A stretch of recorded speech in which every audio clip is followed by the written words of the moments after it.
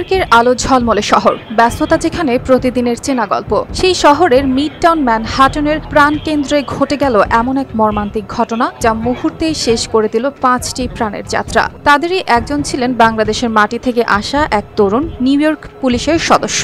28 জুলাই সোমবার সন্ধ্যায় নিউ ইয়র্কের ব্যস্ততম এলাকায় ঘটে এই গুলির ঘটনা। পুলিশ জানায়, শেন তামুরা নামের এক ব্যক্তি তার BMW গাড়ি থেকে নেমে হাতে নেয় M4 রাইফেল। কোনো ধরনের সতর্কতা ছাড়াই সে গুলি চালায় প্রবেশ পথে দাঁড়ানো নিউ ইয়র্ক পুলিশের সদস্যদের দিকে। ঘটনাস্থলেই মারা যান ওই বাংলাদেশি তরুণ, যিনি 3 বছর ধরে পুলিশে কর্মরত ছিলেন।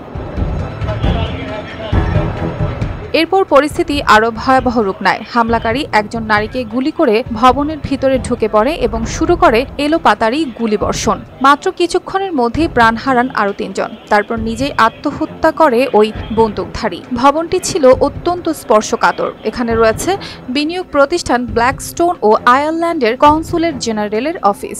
তাই এই ঘটনাকে শুধু একাকী সহিংসতা নয়, বরং বড় ধরনের নিরাপত্তা উদ্বেগ হিসেবেও দেখছে প্রশাসন। পুলিশ জানিয়েছে, হামলাকারী তামুরা ছিলেন লাস ভেগাসের বাসিন্দা এবং প্রাথমিকভাবে ধারণা করা হচ্ছে তিনি মানসিকভাবে অসুস্থ ছিলেন। তার গাড়ি থেকে উদ্ধার হয়েছে রাইফেল কেস, রিভলভার, গুলিভর্তি ম্যাগাজিন ও বিপুল পরিমাণ গোলাবারুদ।